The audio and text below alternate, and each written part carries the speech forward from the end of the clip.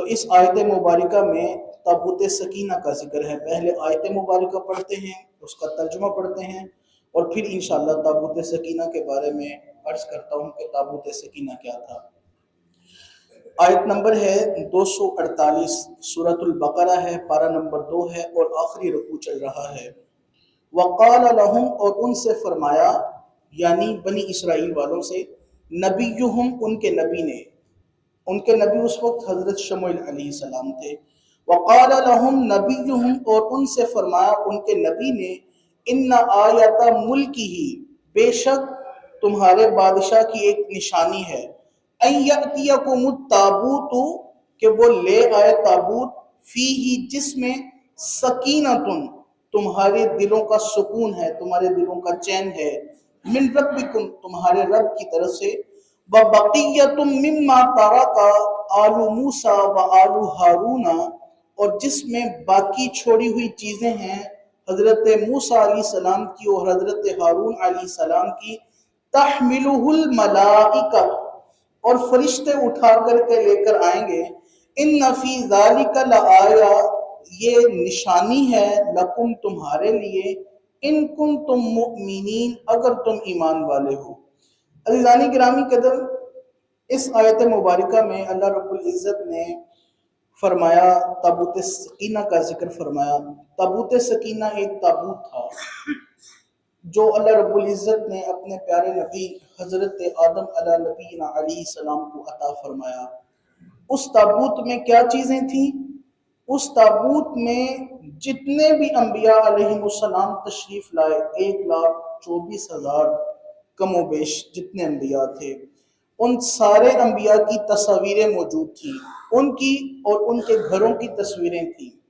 اس میں پیارے آقا و مولا حضور سرور عالم صلی اللہ علیہ وبارک وسلم کی بھی تصویر موجود تھی، جو کہ ایک یاقوت موتی میں تھی، اور صحابہ کے ہمراہ تھی، اور حضور نماز کی حالت میں تھے، حضور کے مکان کی بھی تصویر تھی۔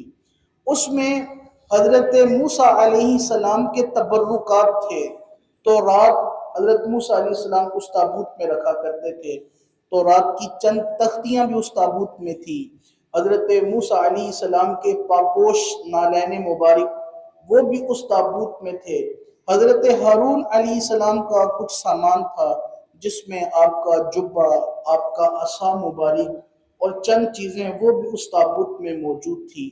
اور یہ اتنا بابرکت تابوت تھا، حضرت موسیٰ علیہ نبینا علیہ السلام جب کہیں جنگ کے لیے نکلتے تو اس تابوت کو سامنے رکھتے، اور اس کی برکت سے، اس کی رحمت سے اللہ رب العزت حضرت موسیٰ علیہ السلام کو فتح عطا فرماتا، کامیابی عطا فرماتا۔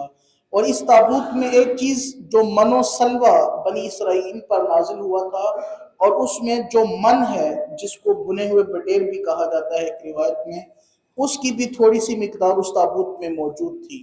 تو حضرت موسیٰ علیہ السلام جب بھی جنگ کے لیے نکلتے تو اس تابوت کو سامنے رکھتے، اللہ رب العزت اس کی برکت سے فتح و کامیابی عطا فرماتا۔ حضرت موسیٰ علیہ السلام کے وصال کے بعد بنی اسرائیل والوں نے اس تابوت سے بہت برکتیں حاصل کی، بڑی سعادتیں حاصل کی۔ جب بھی کوئی مشکل پیش آتی اس تابوت کو سامنے رکھتے، دعا کرتے، اللہ رب العزت ان کی دعا کو قبول فرماتا۔ پھر ہوا یوں کہ یہ بنی اسرائیل بدحالی کا شکار ہوئی، بدعمالیاں شروع کی، بدافعالیاں شروع کی، تو ان پر اللہ رب العزت نے جالوت کو مسلط کر دیا، جسے قوم عمالقہ کہتے ہیں۔ اور اس قدر خطرناک قوم تھی یہ، اور یہ ساحل کے کنارے پر رہنے والی قوم تھی، اور انہوں نے جناب جو بنی اسرائیل والے تھے ان کو گھروں سے نکال دیا، ان کے گھروں پر قبضہ کر لیا، اور ان کے بیٹوں کو قتل کر دیا، در بدر کر دیا۔ اتنی شکستہ بھی حالت، ناگفتہ بھی صورتحال۔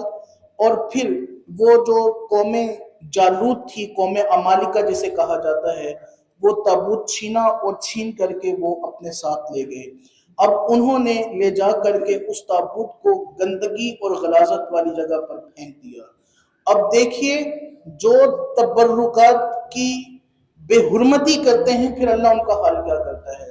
وہ بڑی طاقتور قوم تھی لیکن ان پر بیماریاں مسلط کر دی گئی، آفتیں ان پر جو ہے وہ یوں آنا شروع ہو گئی۔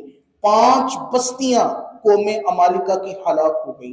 ان کے کچھ دانشور لوگوں نے کہا یہ جو تم پر وبائیں ہیں، یہ جو تم پر امراض کا سلسلہ ہے، ہو نہ ہو یہ اس وجہ سے ہے جو تم نے تابوت سکینہ کی بے ادبی کر رکھی ہے۔